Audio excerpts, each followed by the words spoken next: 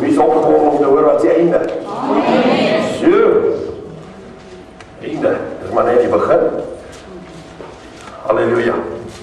Vers 53, en Jesus sê vir hulle, voorwaar, ek sê vir julle, as julle nie die vlees van die seun van die mens eet, en sy bloed drink, nie het julle geen lewe in julle self nie. Ek sien hier, as ons aan die nagmaal tafel deelneem, dan kom daar lewe in ons. As ons dit nie doen nie, dan is daar geen lewe in ons nie. Sien jy dit ook hier? Of is dit net my Bybel wat so sê? Julle sê ook so. Vers 54.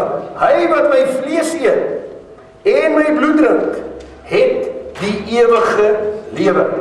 En ek sal hom opwek in die laaste dag. Want my vlees is waarlik spys en my bloed is waarlik drank. Wie my vlees eet en my bloed drink, bly in my en ek in hom. So, dis mooi. Soos die lewende Vader my gestuur het, en ek deur die Vader lewe, so sal hy wat my eet, ook deur my lewe. Dit is die brood wat uit die hemel neergedaal het. 'n lang streepie. Nie soos julle vaders die manna geëet en gesterwe het nie. Wie hierdie brood eet, sal tot in ewigheid lewe. Amen. Ja, dis 'n gewigtige saak hierdie ook. Ek jou sê vanaand, dit is 'n groot saak. Ek moet nog 'n skrif lees terwyl ons lees. Exodus 24. Exodus 24. Daar kom ons lekker kyk. Exodus 24. Halleluja. 24. Vers 4. En nou moet jy baie mooi oplet. En Moses het al die woorde van die Here opgeskrywe en die môre vroeg om klaar gemaak en onder die berg 'n altaar gebou en 12 gedenkstene volgens die 12 stamme van Israel. En hy het jong manne van die kinders van Israel gestuur, die het brandoffers geoffer en as dankoffers bulle vir die Here geslag. En Moses, nou moet jy baie mooi kyk, en Moses het die helfte van die bloed geneem en dit in komme gegooi en die helfte van die bloed teen die altaar uitgegooi. En hy het die boek van die verbond geneem en het voor die ore van die volk gelees. Hier is 'n Ou Testamentiese verbond en 'n Nuwe Testamentiese verbond. Met ander woorde, hy het presies gedoen wat ek vanaand doen. Hy het die boek van die verbond geneem en dit voor die ore van die volk gelees. Voor die ore. Hulle moet mooi hoor. En hulle het gesê, alles wat die Here gespreek het, sal ons doen en daarna luister. Amen. Met ander woorde, hulle was nie net hoorders nie, hulle was daders ook. Is jy by my? As jy soos baie gelowiges, wat net Sondag na Sondag hoor, maar hy word nooit 'n dader van die woord nie. Jy kan nooit Christus in hom sien gestalte kry nie. Hy bly net soos hy is. Prys die Here.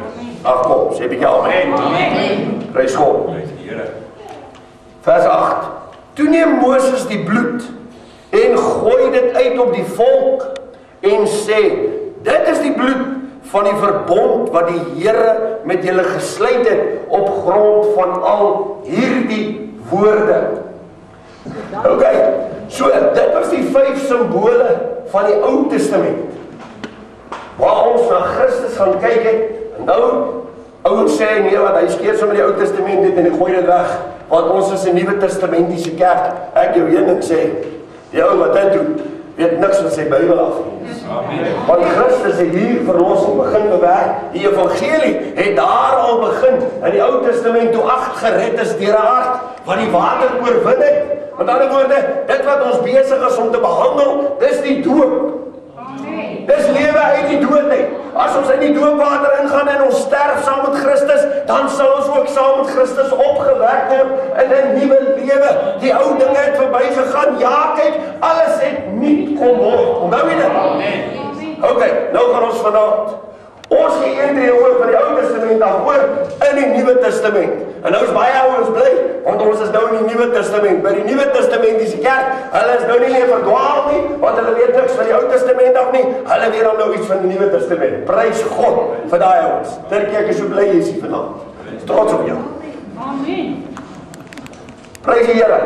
So, die eerste simbool, of die 6ste simbool, wat in die Nuwe Testament is die nagmaaltafel. En nou, in die Ou Testament moes ek dit vir u wys, anders het jy nie eers geweet, dis Christus, wat in die Ou Testament deur al hierdie simbole gewerk het nie. Ek moes dit vir u bietjie duideliker maak, bietjie oopmaak. Maar nou kom ons in die Nuwe Testament.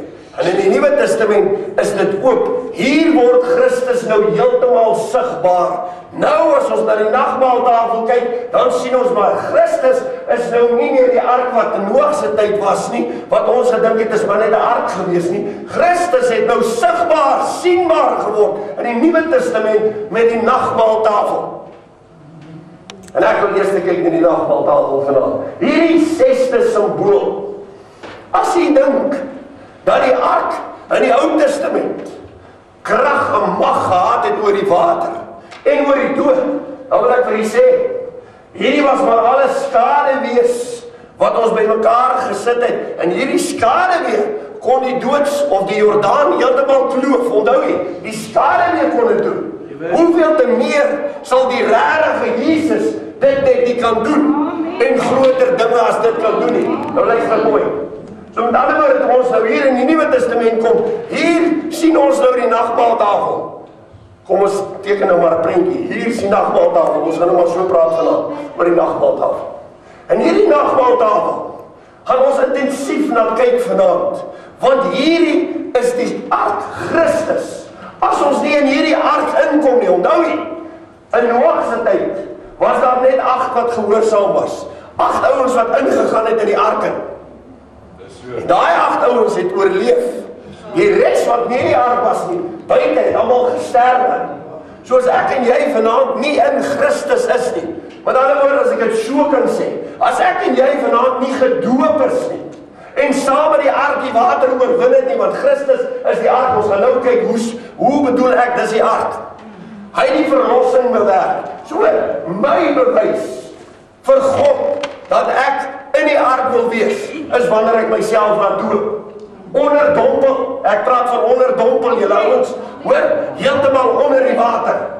Nie hier 'n bietjie water en daar 'n bietjie water, heeltemal onder die water, sterwe, verdrink, doodgaan. Dis waarvan ek praat. So, aan hierdie tafel, die nagmaaltafel, op hierdie tafel sien ons 2 dinge. Ons sien die nagmaal, die brood, en ons sien die beker wat staan vir die bloed van die Here. Met ander woorde, Christus het gesê, hierdie brood, dis my vlees. Hierdie beker, dis my bloed. Met ander woorde, wanneer ons deel het aan hierdie tafel, het ons 'n werklikheid deel aan Christus se liggaam. Hy sê, as ons nie aan hierdie tafel deel het nie, dan is daar geen lewe in jou en my nie. Dan is ons mors dood. Amen. Ok.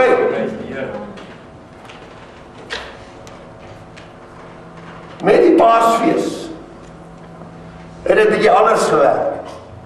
Die Paasfees van die ongesuurde brode het op 'n donderdag begin. So op die donderdag was hierdie Jerusalem was vol. Daar was baie besoekers en mense. En die ouens binne in Jerusalem, dit was 'n staande ding al die jare. Al die ouens wat in Jerusalem gebly het, moes plek gee en plek maak vir ouens wat van buite af kom besoek het. So met ander woorde, hulle moes gasvrye ouens gewees het, party het 'n paar pennies gemaak uit. Maar hier het al hierdie ouens kom bly. Op die donderdag laatmiddag is die lammers geslag. En dan, die lammers is geslag hier, net so langs die tempel, het hulle plek gehad, waar al die lammers gehou word. Onthou, toe Jesus ingebring word, deur die fariseërs en die skrifgeleerdes En die priesters en die hoëpriester, toe hy ingebring word, het hulle hom deur die skaapkraal gewerk na Pilatus toe. Want as hulle deur die tempel moes gewerk het, dan was hulle nie heilig genoeg om aan die Paasfees deel te neem nie. So hulle het nie deur die skaapkraal gewerk, want Jesus was die lam wat moes sterwe. En daar het gestaan sheepgate op hierdie hek. So met ander woorde, hy is hier deur hierdie hek, het hulle Jesus ingebring en voor Pilatus gebring. Soos 'n skaap wat geslag word. Ok, so op die donderdag is die lammers geslag. Dan is al hierdie lammers gebring, elke ou het sy lammetjie gevat, en dan het hierdie Israeliete in groepies in huise bymekaar gekom. Seker maar soos 'n huisselletjie, maar dit was nou soos Paasfees, het al hierdie ouens bymekaar gekom, en dan het hulle nou deel gehad aan hierdie offer. En hulle het nou van die vleis geëet, en hulle het nou bietjie gedrink, hulle het 4 bekers gedrink. Deur daai tyd waarvan een beker die dankseggingsbeker was, en dis die beker wat ons by die nagmaal kry, is die dankseggingsbeker. So, met ander woorde, deur al hierdie dinge wat nou hier gebeur het, is al hierdie ouens nou in groepies in hulle huise. Jesus is hier by die tafel, saam met sy disippels. En die Here sê, een van julle gaan my verraai. En al die disippels is vreeslik verbaas daaroor en sê, maar wie gaan dit wees? Here, wie sal dit wees? En Petrus sê vir Johannes, vra hom, wie gaan dit wees? En die Here sê, dis hy wat sy hand saam met my in die skottel gaan druk. En die volgende oomblik vat Judas die broodjie en hy druk hom in die skottel saam met Jesus. Net so eentjie verder, as ons kyk na Judas, wat met hom gebeur het, dan sien ons Judas het selfmoord gepleeg, hy het gesterwe. Ek wil hê jy moet dit in die agterkop hou, want as jy dit nie hou nie, gaan jy nie vanaand agterkom, wat is hierdie tafel werklik nie. Ek wil jy sê, ons het by 'n geweldige, 'n vreeslike tafel uitgekom. As ek en jy hierdie tafel nie verstaan nie, dit kan die dood oor my bring. Amen. So Judas steek sy hand daarin, terwyl hy besig is om God te verraai, terwyl hy klaar die geld gekry het. Neem hy aan die nagmaaltafel deel, as 'n melaatse, as ek dit so kan stel vir u, en daarom moes hy sterwe. Wanneer ek en jy aan hierdie tafel deelneem, op 'n Sondag of wanneer dit ook al is, en ek is melaats in sonde, en ek neem hierdie tafel sommer ligtelik op, en ek kom neem deel aan hierdie tafel, dan bring ek 'n ewige oordeel oor myself. Hy sê, julle drink 'n oordeel oor julleself, dan bring ek 'n oordeel oor myself, wat so erg is, dat ek kan sterwe. Amen. En Paulus kom, en Paulus sê, daarom is daar so baie siekes onder julle, en baie van hulle het al reeds ontslaap. Met ander woorde, klaar gesterwe. Want dan moet hulle hierdie tafel sommer net ligtelik opgevat het. Hierdie tafel het meer krag as al hierdie goed wat ons in die Ou Testament vanmôre na gekyk het. Het hy meer krag, want hierdie het die liggaam van Christus geword. By hierdie tafel is daar nie net veroordeling en dood nie, maar by hierdie tafel kom daar ook genesing. Amen. Want hy sê deur sy wonde het daar genesing gekom. En elke keer wanneer ons die brood breek, dan erken ons die wonde waardeur ek en jy verlos is, en dan kom daar genesing vir ons. Amen. Wanneer ek en jy die bloed drink, wanneer ons die beker vat en die bloed drink, dan kom die duiwel gewoonlik en hy sê vir jou, wie sê vir jou die Here het jou vergewe? Wie sê vir jou die Here het jou vergewe? Ek kan nie nou sê. Wanneer jy nou weer die beker vat, en jy drink nou weer die beker, en die duiwel kom met daai gedagte by jy, kan jy vir hom sê, hey, laat jy toe, hierdie is die bloed van Jesus, wat vir my sondes betaal het, en my gered het. Halleluja! So elke keer, wat jy hierdie, wat ons deel het aan hierdie beker, met die bloed, het ons gemeenskap met Christus se bloed. Amen.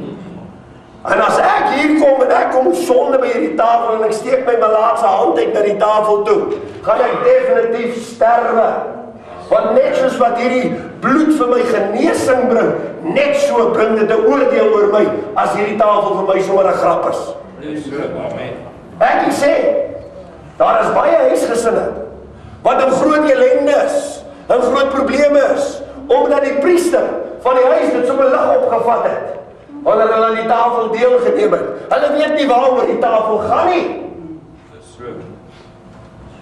En baie van hulle sit met siektes en dinge in hulle huis. Hulle kan nie verstaan hoe goed in hulle lewe nie waar regkom nie. Maar ek sê vanaand, as hulle teruggaan aan die nagmaaltafel toe, en elke keer wat hulle aan die nagmaaltafel deelgeneem het, en hulle kyk na geheime sondes en dinge wat hulle nie bely het voor God en reggemaak het nie, dan kan hulle verstaan hoekom hulle in hierdie toestand van hulle lewe is. Ek wil nie sê, moenie die tafel so kyk nie. Hierdie tafel het 'n krag. 'n krag. Want hy sê, as jy in my is ek in jou, en ek is in die Vader. So hierdie tafel is Christus wat in God die Vader is. Hy het al die krag. So moet hom nie onderskat nie. Moenie die nagmaaltafel ooit weer in die lewe onderskat nie. Jy kan sterwe, of jy kan lewe by hierdie tafel. Dis so ernstig dit is. Sjoe! Halleluja! Prys God. Prys die Here. Let ook vanaf dat ek iets gemis het by hierdie tafel. As ek dink aan Usa, wat in Dawid se tyd, onthou die ark was met die Filistyne, ons het vanmôre daaroor gepraat. Die Filistyne, nadat God is in hulle gekom het en die plaag oor hulle gekom en alles, toe stuur hulle die ark terug na Israel. Terwyl hulle die ark teruggestuur het, is hierdie ark op 'n plek gewees en Dawid besluit, koning Dawid, maar hy gaan hierdie ark haal. Hulle is so bly dat die ark teruggekom het in Israel. Die ark het gestaan vir die teenwoordigheid. Dawid gaan haal hierdie ark. Maar Dawid is so bly om die ark te gaan haal, dat hy sommer ouens gebruik, waarvan een Usa is. En hy het baie van Usa gehou, hy was baie lief vir hom. En terwyl hulle 'n karretjie maak, en hulle ry met hierdie ark, en hulle ry deur 'n gat, en hierdie ark lyk of hy wil afval. En Usa steek sy hand uit, want hy wil keer dat die ark nie uitval nie. Toe sterf hy, onmiddellik, toe hy sy hand uitsteek na die ark toe. Weet jy hoekom het hy gesterf? Hierdie ark kon net deur die Levitiese priesters gehanteer word. Hy kon nie deur 'n heiden of 'n ongelowige gehanteer word nie. En toe Usa sy hand uitsteek en hy's nie 'n priester nie, toe sterf hy. Ek wil sê, hierdie tafel is presies dieselfde. Die priesters moes hulle reinig en heilig om in God se teenwoordigheid te kom, om aan met God gemeenskap te hê. As jy na hierdie tafel toe kom, moet jy jou reinig en jy moet jou heilig, want jy kan nie na hierdie tafel toe kom as daar verkeerde goed in jou lewe is. Jakobus sê so mooi, hy sê bely mekaar julle misdade, sodat julle genesing kan ontvang, gesond kan word, voordat jy by die tafel kom.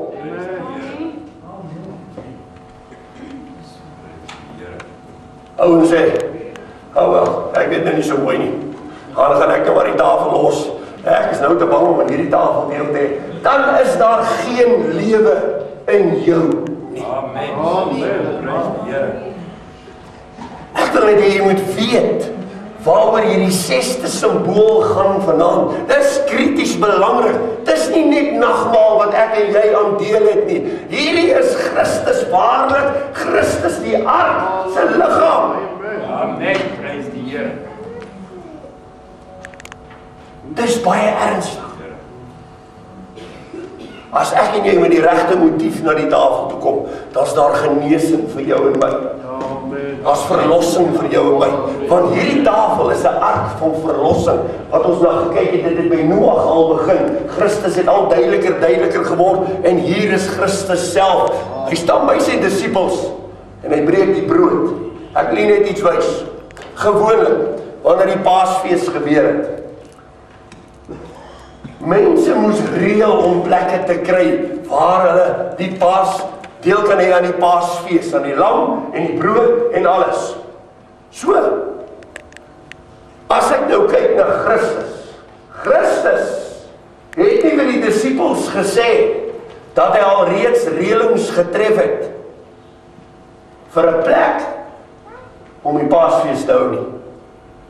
Want Christus het geweet, maak hy dit bekend, hierdie tyd het Judas al klaar die geld in sy sak gehad. Maak hy dit bekend, gaan Judas dadelik vir die skrifgeleerdes vertel en vir die priesters. En dan gaan hulle kom, en hier waar dit stil is, lekker by hierdie kamertjie, gaan hulle Jesus kom arresteer. Daarom het hy dit nie bekend gemaak nie, want Christus wou die Paasfees saam met sy disippels hou. Lukas sê so mooi, hy sê, ek het begeer om hierdie tafel saam met julle te gebruik. So, dit was 'n begeerte by Jesus, dat hy saam met sy disippels aan hierdie tafel kan deel hê. Hoekom? Sodat ons wat agterna kom presies weet waaroor gaan hierdie tafel, en dat hierdie tafel word eendag weer in die hemel. Hy sê hy gaan nie weer deel hê aan 'n tafel nie, totdat ek en jy eendag saam met hom in die hemel kom, en dan gaan ons almal onder hierdie maaltyd om hierdie tafel sit. Dit is nie wonderlik nie. Amen. Ek wil vanaand vir die ander ding sê. Ons lees die skrif hier, en ons sien hierdie ou ingekom by die maaltyd, en hy daar kom sit. Hy het nie kleed gehad soos die ander ouens. Dis so. Amen. En die hoof van die huis het dan gekom, en hy het hierdie ou gesien, en hy het gesê, hoe het jy hier ingekom? Dis so. En hy het hom gevat, het gesê, werp op in die poel van vuur. Amen. Dis wat gebeur. As ek en jy in hierdie maaltyd kom sit, en ons het ons kleed gereinig, wat ons soos al die ander lyk. Amen. Maar vanaand, dis 'n baie ernstige tafel hierdie, broers en susters. Hier is lewe of dood. Ons het altyd gedink van ons met 'n tafel. Ek vanaand vir u sê, hier bring jy siektes oor jou huis, dood oor jou huis, of jy bring lewe as die priester van die huis oor jou huis. Amen. Dis by hierdie tafel. Prys die Here. Dis 'n geweldige tafel hier. Amen. Hierdie nagmaaltafel. Terwyl Christus voor die tafel kom staan, lê daar 3 broodjies. Ons altyd 3 broodjies. En die stoel aan die hoof van die tafel is altyd leeg in 'n Joodse huis, want hulle verwag die Messias. Dis so. En dit by my bly. Ja. Hulle verwag die Messias. Met ander woorde, hier sit niemand op hierdie stoel aan die hoof van die tafel nie. En hier lê 3 broodjies. Die Joodse gesin sit nou maar daar, elke jaar met Paasfees. Hier kom Christus in.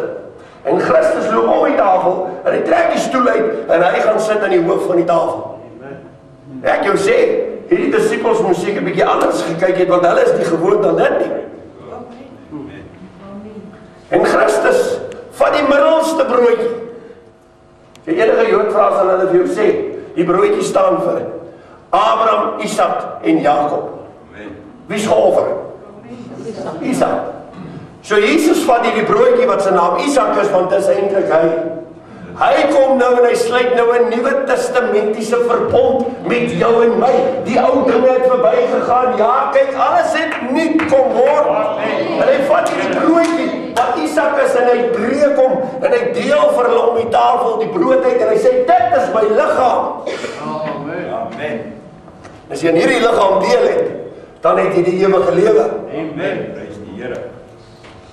So terwyl hy die brood hier uitdeel, is iets opmerkeliks. Jesus eet nie van die brood nie. Hy het glad nie deel in die tafel. Dis waar.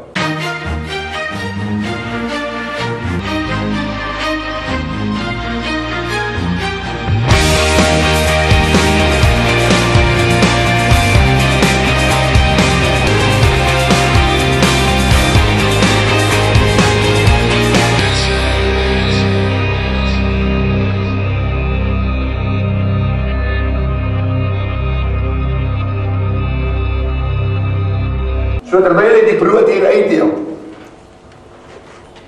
is iets opmerkeliks. Jesus eet nie van die brood nie. Hy het glad nie deel in die tafel. Dis waar. Want hoe kan hy? Wat is dit? Hy probeer nou vir hulle wys, hy is die tafel. Amen. Is jy by my? Prys die Here. Amen. Halleluja. Iets wat ek opgemerk het, vanmiddag toe ek so die skrif kyk, toe sien ek, Matteus het altyd gepraat, dan beskryf hy, wanneer iemand sê, rabbi, is dit 'n ongelowige wat die woord gebruik. Dis nie 'n gelowige nie. 'n Gelowige sê meester. Amen. Ongelowige sê rabbi, want hy is nog onder die wet. Jy kan hoor die woord rabbi. Dis 'n wettiese priester. Judas kom in.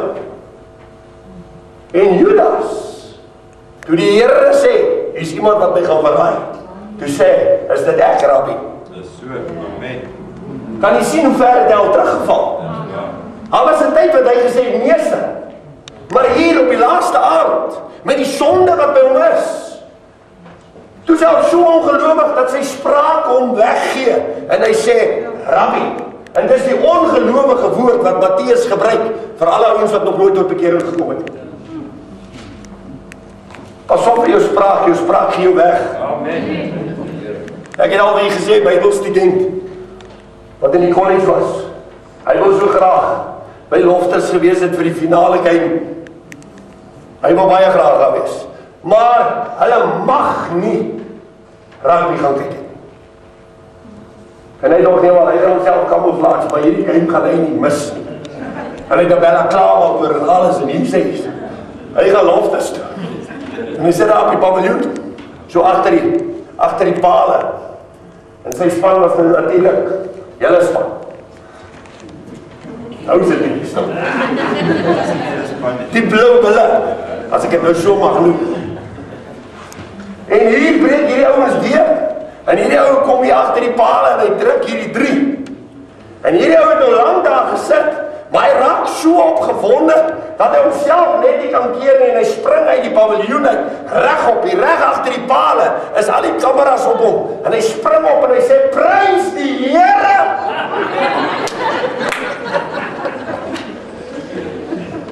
Jou spraak gee jou weg.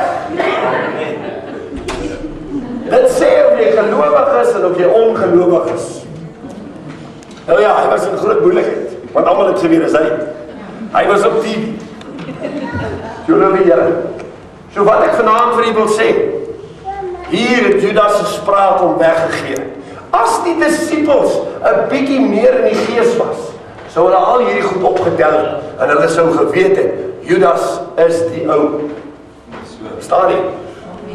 Ok, as ek nou vanaand oor kan skuif van die nagmaaltafel af, en ek kan nou oorgaan vanaand na die volgende simbool. Dis ons 7de simbool. En hierdie simbool is die heilige doop. As ek sê die heilige doop, dan wil ek sê, ons is nou by die nagmaaltafel verby. Die ouens wat nie in hierdie tafel is nie, is dood. Want hierdie tafel gee vir jou lewe. En hy sê, as jy aan hierdie tafel deel het jy die ewige lewe, nie net lewe nie, het die ewige lewe. As ons dan sien, die eerste ark het vir 8 ouens lewe gebring, verlossing gebring. En ons kyk deur dit, en ons sien die staf van Christus, en ons sien die oorwinning oor die afgode, en ons sien Jona se oorwinning oor die dood.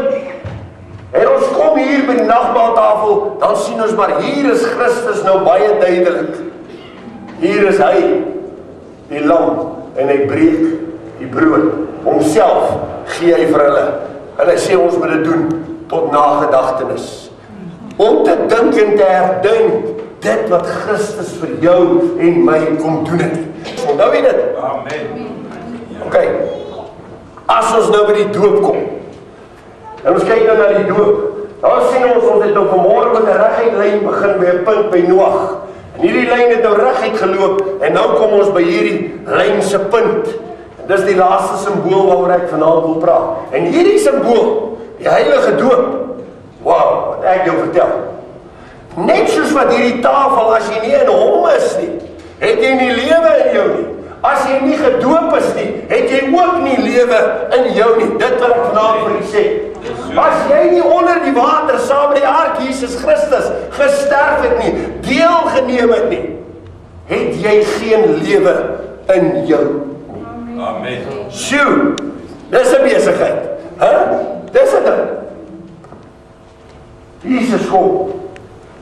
En hy kom aangestap in Johannes die doper is in die water. En Jesus kom by die Jordaan. Kyk mooi. In die Ou Testament, toe Josua by die Jordaan kom, moes hulle deur die ark, want die ark was hulle redding, hulle kon nie oor hy rivier nie, hy was vol, van kant tot kant. Om by die beloofde land te kom, moes hulle deur hierdie Jordaan gaan. Daar was nie 'n ander manier nie. Christus kom in die Nuwe Testament, en hy kom wys vir ons. Hy stap tot by dieselfde Jordaan rivier, wat Josua deurgegaan het by die ark. En hier kom die ark wat nou sienbaar is. En hy staan by dieselfde Jordaan rivier. En daai oomblik sit hy sy voet in die water en hy stap na Johannes. En Johannes die doper, terwyl hy in die water staan, kyk so en hy sien, hier kom Jesus. Dan wil ek net sê wat het gebeur, so vinnig.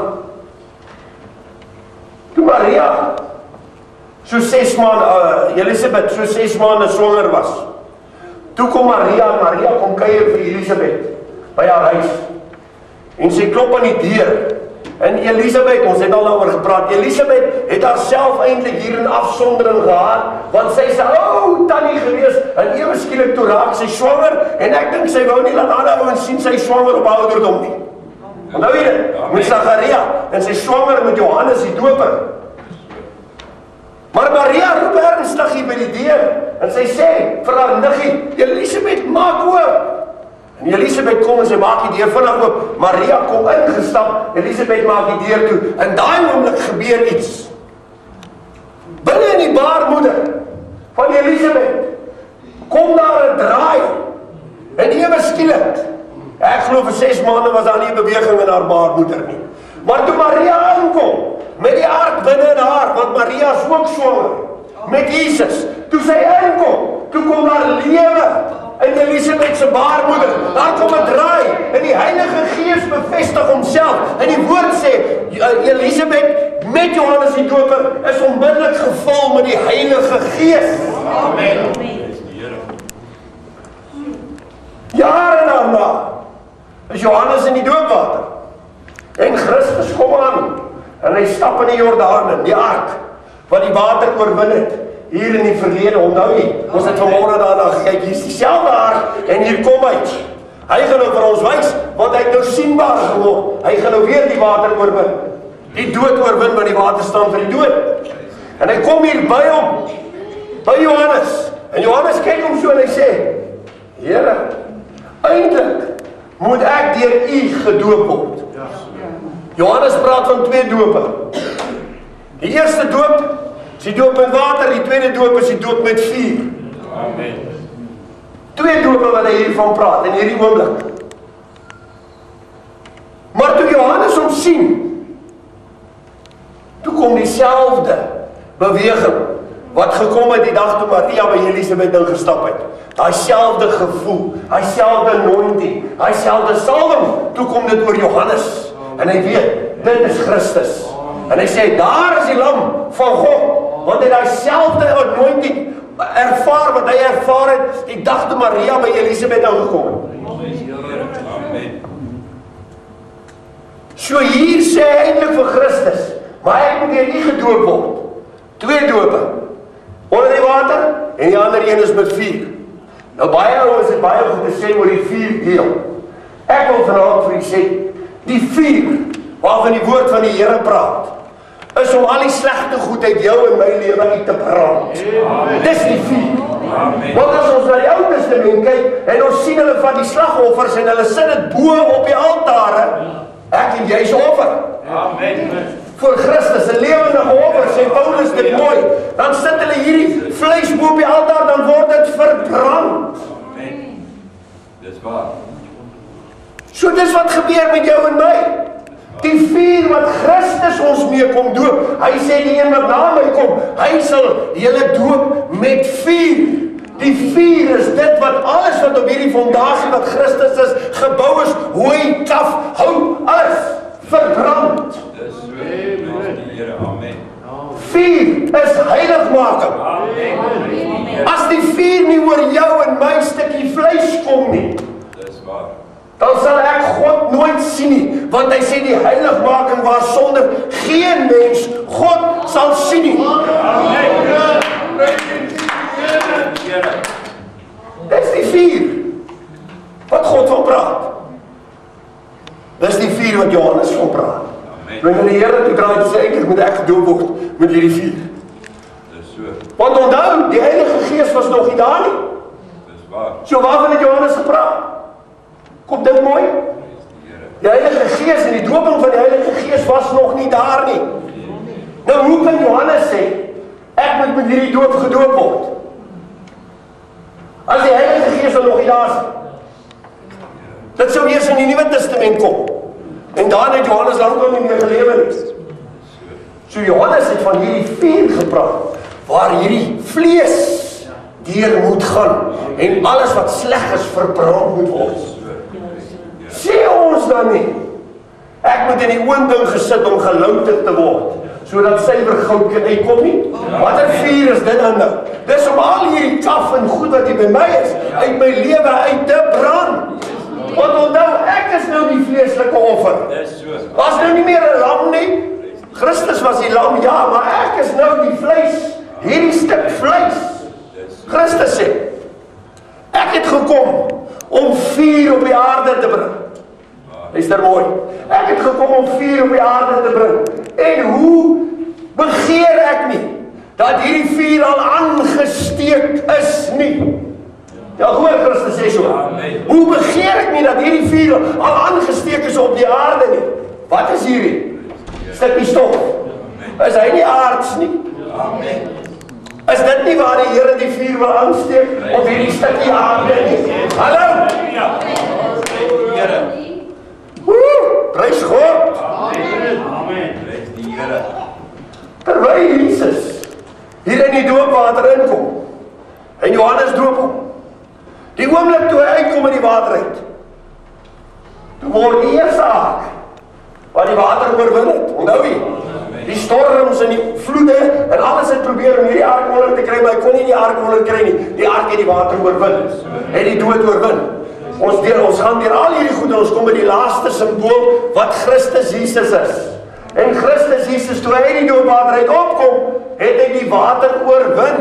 Hy stel vir ons 'n voorbeeld en hy sê, julle ouens, ek het in die doodsjordaan of ek het in die Jordaanrivier ingegaan, soos wat Joshua hulle dit gedoen het, het ek dit nou weer vir julle kom doen. Ek het nou vir julle die voorbeeld gestel.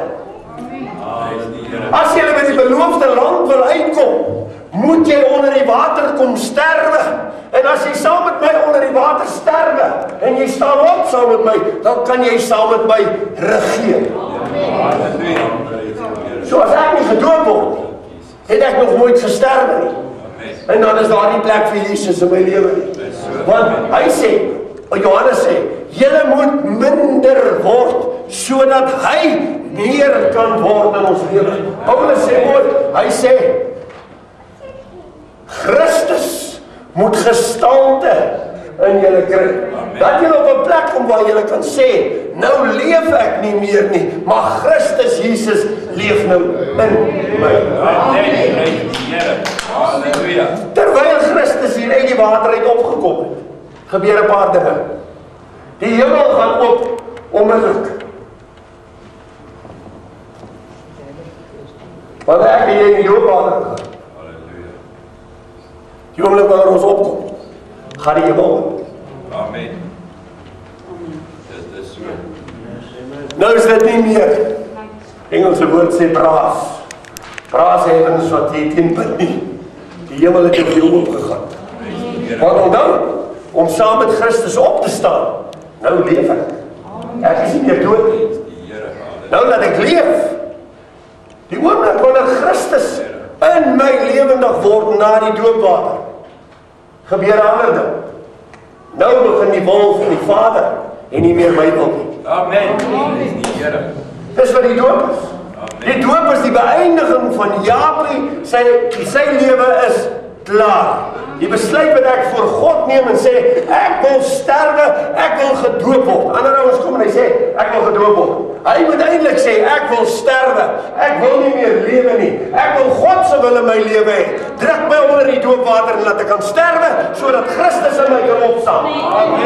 Halleluja. So, jy kry 'n geopende hemel. Die volgende ding, God praat uit die hemel uit. En hy sê, dis my geliefde seun, dis my geliefde dogter, in wie ek welbehaag. Wow, so die hemel gaan nie net vir jou oop nie. Nou word jy 'n dogter, nou word jy 'n seun van God. Halleluja. Die doop is baie belangrik. Ek sê, dis die belangrikste simbool van al die simbole tot nou toe. En mense maak die doop sommer so maklik af. Asof dit niks is nie. Ek wil vandag vir u sê, hierdie doop is die belangrikste van al die simbole. Want hierdie is die laaste simbool van die ewige evangelie. Terwyl hierdie engel in die middel van hierdie sirkel gevlieg het en met die stem uitgeroep het, die ewige evangelie. Terwyl hy hier gevlieg het en die aankondiging gemaak het, is dit wat gebeur het. Hy het al hierdie simbole bymekaar gevat en hierdie twee punte bymekaar getrek, van die eerste simbool na die laaste simbool toe, wat Christus is, wat uit die water uitgekom het, wat die water oorwin het, die dood oorwin het. Kom ons kyk, wat gebeur nog? God sê, dis my geliefde seun, my dogter wie ek welbehaag. Johannes kyk so, en hy sien hier kom die Heilige Gees in die vorm van 'n duif. En die Heilige Gees kom sit op die skouer van Jesus. As ek en jy nou teruggaan na die ARK toe van Moses, van NOAG, dan sien ons die laaste keer wat hy die duif uitstuur, kom die duif terug met 'n olyftakkie in sy bek, en hy kom sit op die ARK. Bewys, die duif staan vir die simbool van die Heilige Gees, in sy bekkie is daar 'n takkie wat staan vir die gesalfde van die Here, en hier kom hier dieselfde duif, in die Nuwe Testament by die laaste simbool, en hy vlieg en hy kom sit weer op die ARK wat eintlik Christus is, wat van die begin af ons die verlossing bewerk het, tot hier waar hy die doopwater uit opgestaan het. En nou vat ons hierdie punt en ons maak hierdie punt bymekaar na die ARK toe, en ons bring hierdie twee punte bymekaar en ons in die middel van hierdie twee punte vlieg hierdie engel. Kom ons lees. Openbaring. Halleluja. Amen. Loof die Here. Amen. Prys die Here.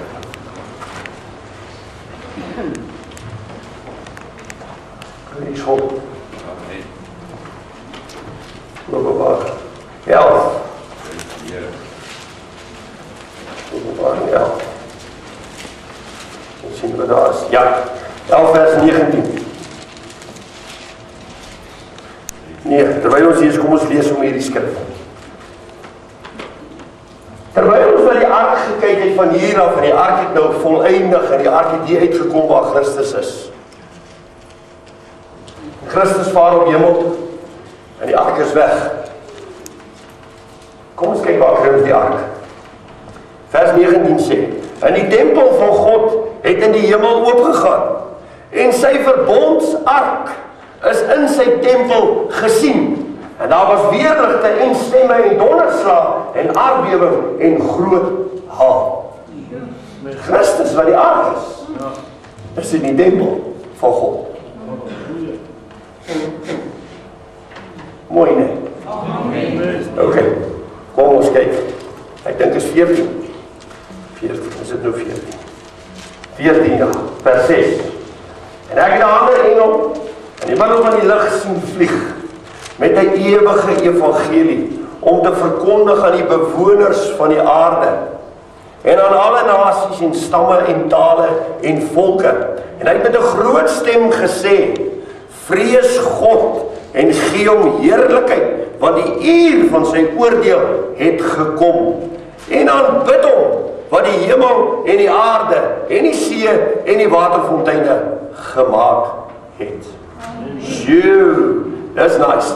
Eintlik wat hierdie engel sê, ek het dit soms so opgesom. Die magtige stem van die ewige evangelie. Dis eintlik wat die engel hier vir ons in kort sê. Die magtige stem van die ewige evangelie. Prys die Here. Kom ons gaan lees die skrif, Romeine 6. Romeine 6. Halleluja. 6 vers 3. Of weet julle nie, dat ons almal wat in Christus Jesus gedoop is, in sy dood gedoop is nie? Ons is dus saam met hom begrawe deur die doop in die dood, sodat net soos Christus uit die dode opgewek is deur die heerlikheid van die Vader, ons ook so in 'n nuwe lewe kan wandel. Want as ons met hom saamgegroei het deur die gelykvormigheid aan sy dood, sal ons dit ook wees. Sal ons dit tog ook wees deur die aan sy opstanding. Met ander woorde, as ek saam met hom gegroei, soos wat ons nou vanmôre en vanaand gedoen het, en ek kom hieruit, en ek sê, Here, daar's net een plek, een pad vir my. Ek moet in die ark wees. Want as ek nie in die ark is nie, het daar geen lewe in my. So dan het ek nou saam gegroei. Die oomblik wanneer ek sterwe, en ek staan op saam met Christus, het ek saam met hom en in hom ingegroei. En dis waarin ons wil hê. Baie van ons is gedoop, maar ons het nooit saam met hom gegroei nie. Ons weet nie waaroor die doop regtig gaan nie. Kijk, jy sê, die meeste ouens wat hier sit is gedoop, een of ander tyd in hulle lewe, maar het nooit geweet, presies, dit wat ek vandag vir u geleer het oor die doop. Nooit geweet. Want as hulle dit besef het, en geweet het, dat hierdie doop is 'n gevaarlike stap, want jy mag nie meer lewe nie. Sou jy dit nooit gedoen het nie. Maar die oomblik dat jy gedoop is, en jy gaan weer terug op jou pad, en jou ou weer, vertrap jy dit alles.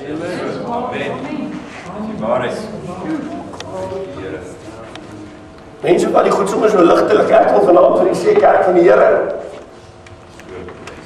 Ons het 'n paar goed geleer vandag. Amen. 'n groot paar goed geleer hier. Kom ons gaan lees 'n ander skrif. 1 Petrus 1. Halleluja. 1 Petrus 1, vers 3. Geseënd is die God en Vader van ons Here Jesus Christus, wat na sy groote barmhartigheid ons die wedergeboorte geskenk het, tot 'n lewende hoop, deur die opstanding van Jesus Christus uit die dode.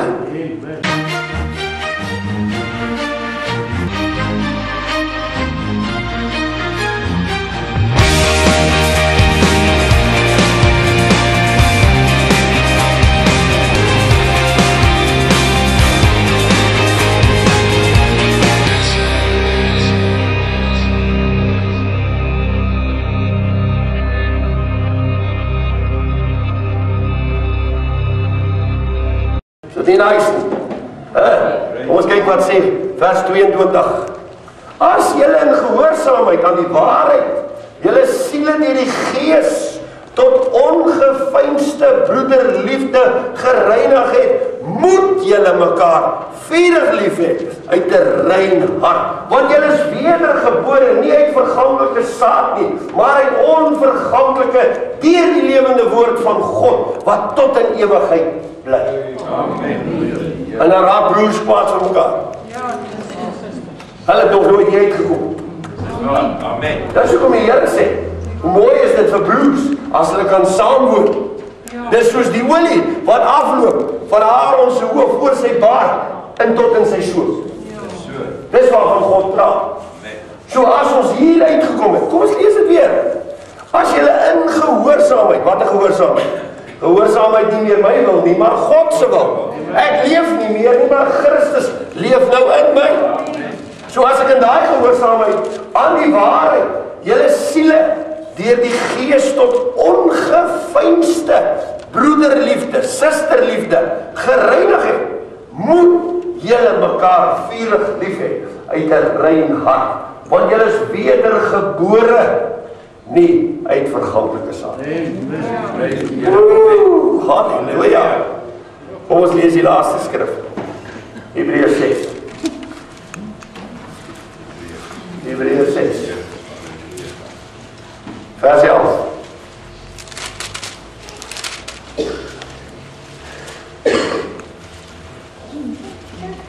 Maar ons verlang dat elkeen van julle dieselfde ywer mag toon om te kom tot die volkome sekerheid van die hoop tot die einde toe, sodat julle nie traag word nie, maar navolgers van hulle wat deur geloof en lankmoedigheid erfgename van die belofte is. Is dit nie nice? So, as ons Jesus Christus navolg, sy navolger word, dan word ons deelagtig van al hierdie ander goedes. Ewige erfporsie, alles, word ons deelagtig van. Loof die Here. Net kyk of jy nog as ek net gou kyk na die Griekse woord vir hierdie 4 wat ons net daarvan gepraat het. Die Griekse woord is P-U-R, per. Dis die Griekse woord. As ons hierdie Griekse woord vat en ons vat hom na die Engelse vertaling toe, waar hierdie Griekse woord na Engels toe vertaal word, dan staan daar pure, purified. Purified. Amen. So hierdie 4 is dit wat dit beteken. Dat ek en jy deur 4 gelouter moet word, sodat ons dit kan word wat God eendag sonder vlek, sonder rimpel voor hom kan staan. Maar dis nou die tyd wat ek en jy deur hierdie doop van 4 gedoop moet word. En elke dag word ons daardeur gedoop, want elke dag kom maar 'n vuur oor ons pad, wat ons brand, en dat ons bietjie lyding kry. En hierdie ou druk my bietjie te hard, en daai ou praat 'n bietjie te hard, en daai dit, dis alles die vuur. Wat Christus begeer het. Hy het gesê, hoe begeer ek net dat hierdie vuur al in die brand gesteek is. So toe Christus weggaan, toe word die vuur in die brand gesteek onder ons. Prys God vir daai vuur, wat al die slegheid ons lewe uitbrand. Kan jy dit glo? Ek en u is in 'n oond elke dag van ons lewe. Maar ek wil een ding sê, ek het al opgehou. By die skou het altyd die ouens gehad. Dan staan hy by hierdie oop, dan speld hy die goud daar. In die oop. Hy haal nooit sy oog van die goud af. Nooit. Solank as wat daai goud in die oond is, hy haal nie sy oog daarvan af nie. Solank as wat ek en jy in die oond is, haal God nie sy oog van jou en my. Halleluja.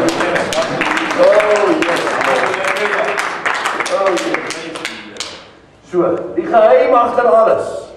Want Christus sê, julle moet my navolgers wees. Beteken dit, ek moet my kruis optel, en ek moet hierdie kruis dra agter hom aan. En ek moet op 'n plek kom, waar ek myself saam met hom gaan vasspyker aan die kruis, sodat ek kan sê, nou leef ek nie meer nie. Ek het nou gesterwe, Christus leef nou in my. Wanneer gebeur dit?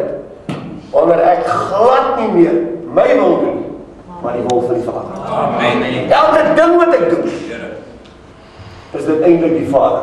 Want Christus sê, dit wat ek doen, het ek die Vader gesien doen. Ek doen niks wat ek nie die Vader al reeds gesien doen het. Dit is wat God vir sy kerk wil hê. Wanneer ek en jy daar in daai waarheid inkom, dan kom ons by hierdie Jordaan. En dan kan ons by die beloofde land aan die ander kant uitkom. En daardie beloofde land wat vir ons op hierdie aarde nou gegee is. Ons kyk altyd na die beloofde land wat daar voor lê. Ons het nou 'n beloofde land gekry. Amen. Ek en jy, elkeen het 'n beloofde land gekry. En daai beloofde land is dat ek en jy duiwels kan uitdrywe, siekes kan gesond maak, dooies kan opwek. Dis die beloofde land wat God vir sy kinders gegee het. Waar ek en jy, wanneer ons deur die doodsjordaan gaan daar en uitkom daar aan die ander kant, dan sit ons voete op 'n nuwe land. Amen. Dis die Bybel. Nou moet ek hierdie goed mos kan doen. Amen. Maar ek kan dit alleenlik doen as ek nie meer leef nie. Amen. Dis so. Ek moet dood. Amen. Japie moet nie meer leef nie. Japie sal nooit 'n sieke gesond bid, as dit nog Japie is nie. Dis waar. Want Japie gaan die eer vat. Amen. Hoor jy wat ek sê? Prys die Here. Ek weet van ouens wat vir siekes gebid het en nooit eens geweet nie. Maande, jare daarna, toe kom het by hulle oor uit. Hy blinde ou wat hy voor gebid het, na hy daar weg is, kon die blinde sien. Dit het nooit by sy oor uitgekom. Prys die Here. Want hy was nie reg om te kan hanteer nie. Dis waar. Daar was nog 'n stukkie van hom, wat nog nie dood was nie. Dis so. So ek wil vanaand vir u sê, Prys die Here. dit wat ek en jy doen, vir die werk van die Here, mag ek jou woord sê. As ek vir 'n dooie bid, en hy word lewendig, mag ek dit vir niemand sê nie. Amen. Want die oomblik wanneer ek dit sê, Ja. en ek sê dit met die verkeerde gesindheid, Dis so. beroof ek myself Amen. van alles. Amen. So kerk van die Here, luister mooi. Asseblief. As jy vir 'n sieke gaan bid, as jy dit nie kan verhelp nie, vat iemand saam. Moenie alleen vir 'n ou gaan bid. Dis so. En nou word gesond. En die duiwel stel vir jou strik en die trap daarin. En jy is in groot ellende. Dis so.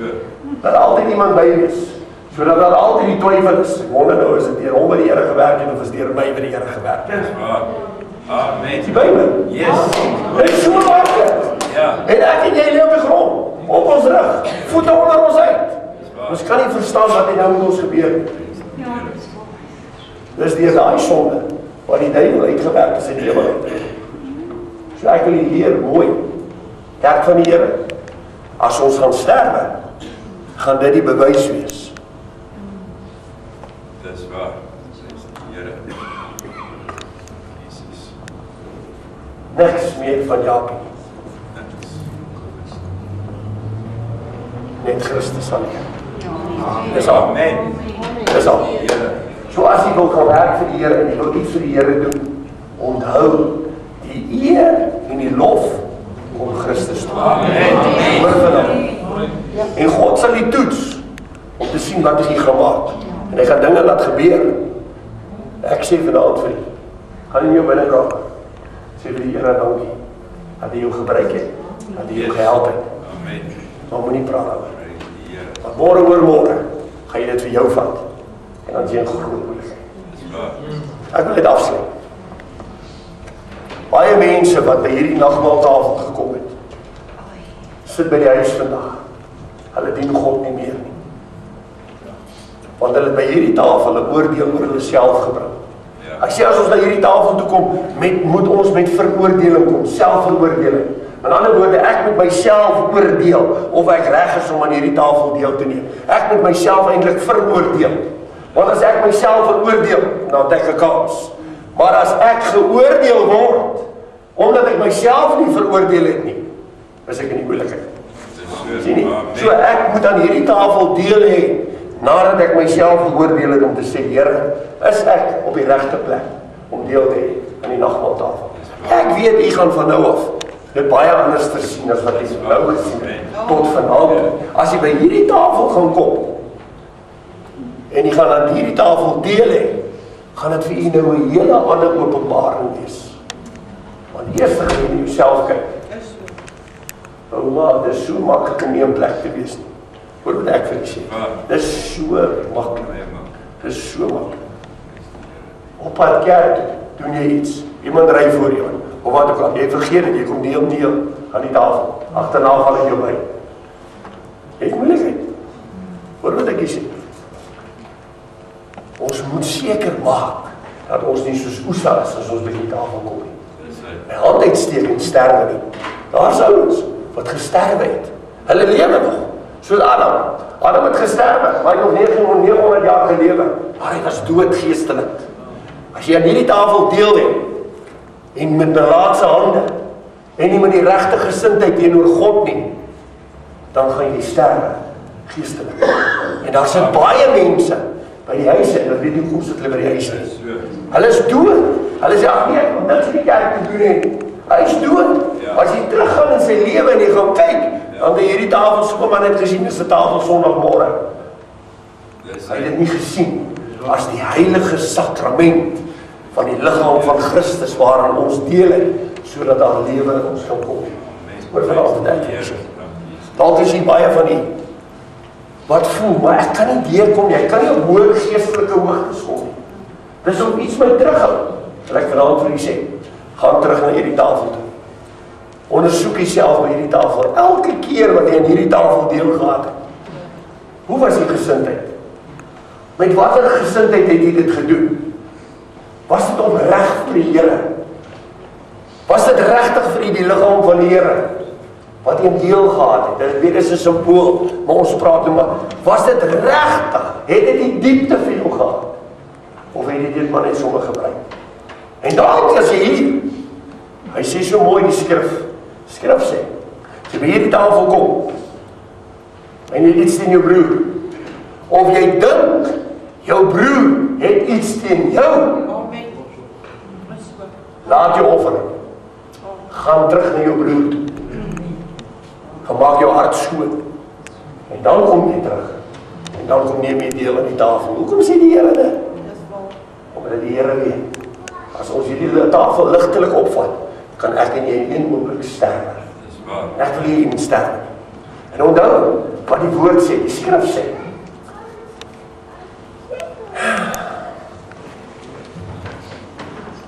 as jy nie, my woorde, as jy nie geweet het,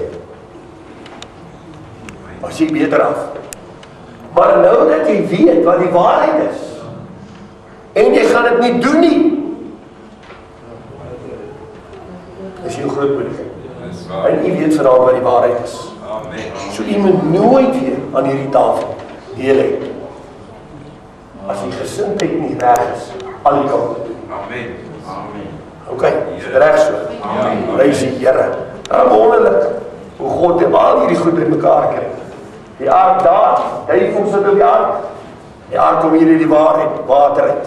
Christus. En die duif kom sit weer hier, sodat God vir ons die boog kan trek en kan sê, dis waar die verlossing begin. Niemand wil dit hê nie.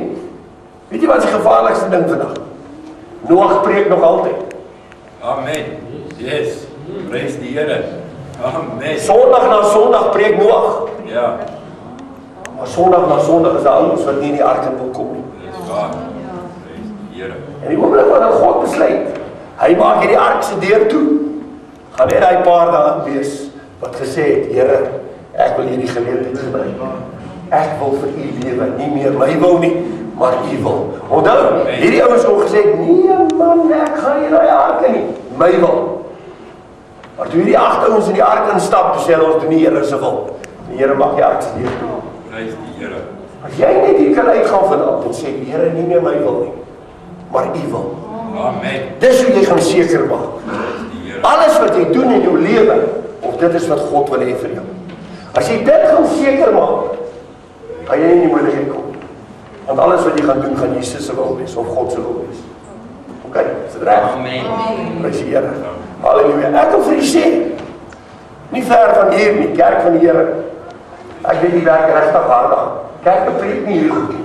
Hulle wil nie hierdie goed hoor nie. Dat self moet sterf nie. Dat die vlees gekruisig moet word nie. Hulle wil nie.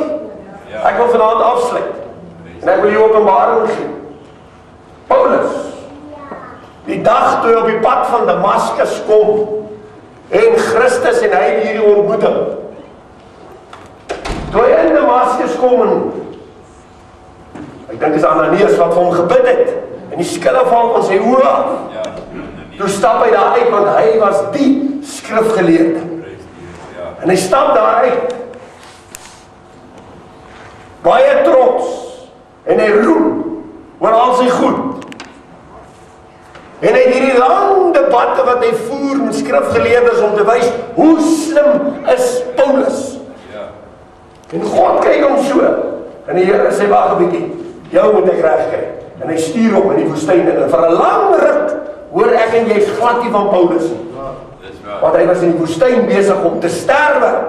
Maar toe Paulus daar terugkom in die woestyn uit, toe sê hy dood. Toe roem hy nie meer.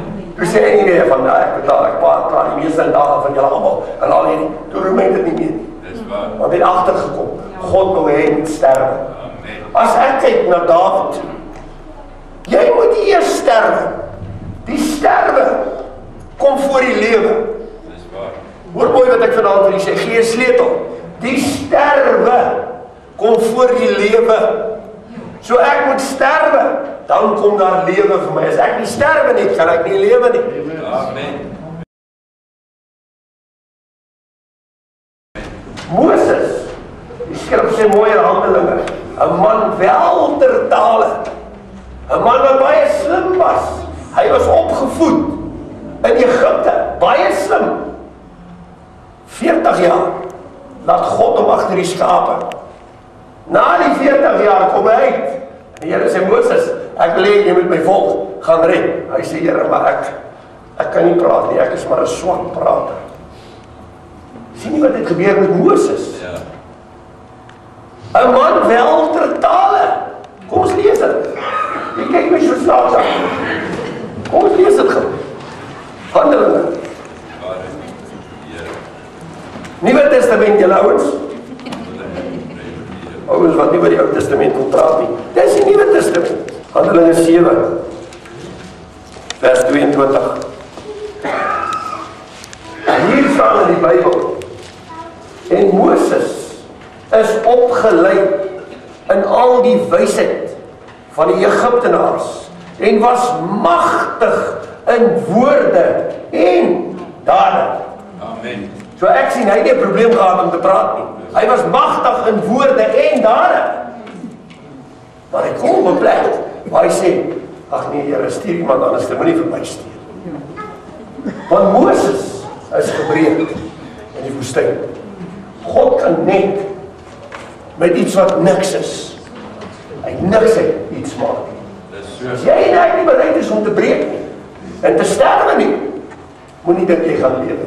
Dis so. Jy moet eers sterwe, en dan kom jy lewe. Amen. En die toets van dit is, hoor vanaand wat ek vir julle sê, die toets, hoeveel jy dood is hoeveel wonderwerke deur God deur jou hande doen. Dis die toets. Amen. As daar niks gebeur nie, leef jy nog al die pad. Die oomblik wanneer jy nie meer leef nie, kan jy ook na die weduwee van Nain se seun toe loop en jou hand op die draagbaar sit en jy kan hom oombliklik laat wakker word en opstaan en teruggee vir sy moeder. Maar dan is dit Jesus wat dit doen. Dis die geheim. Solank ek en jy dit wil doen, gaan ons dit nie kan doen nie. Dis die Bybel. Ons moet in hierdie ark wees waarna ons gekyk het. En hier by die laaste simbool het ons by mekaar gekom en agtergekom. Daar's net een manier en dit is om te sterwe. Amen. O, Here. halleluja. Amen. Prys die Here. Loof die Here. Amen. Loof die Here. Ag, ek wil afsluit. Ek wil die goue staaltjie vertel. Jare terug was daar 'n klooster. En ek vertel hierdie omdat ek net vir julle 'n punt wil wys. 'n moral of the story. Was daar 'n klooster. En op 'n dag te besluit al hierdie monnike van die klooster, die begrafplaas langsaan, dit kan nou nie meer langer so aangaan nie. En hulle grawe baie diep langs hierdie begrafplaas se mure af. So diep as wat hulle kan grawe, tot daar waar hulle geen lewe ondergronds meer kan kry nie. Waar geen lewe kan bestaan nie. En hulle gooi konkreet om daai plek en hulle bou hierdie groot mure om die begrafplaas. En iemand kom by hulle en sê, wat is julle besig om te maak? Hulle sê, man, ons het 'n probleem met onheilige wurms wat van buite af in die begrafplaas ingegaan het en die heiliges geëet het. En daarom het ons afgegrawe tot onder waar daar geen lewe is en nou weet ons, niks kan onderdeur nie. Nou kan ons seker maak, ons kan die heiliges se liggame bewaar. Hierdie ou kyk so en hy sê, ek verstaan dit alles, maar wat gaan julle maak met die onheilige wurms wat hulle in die begrafplaas is? Amen. Prys die Here.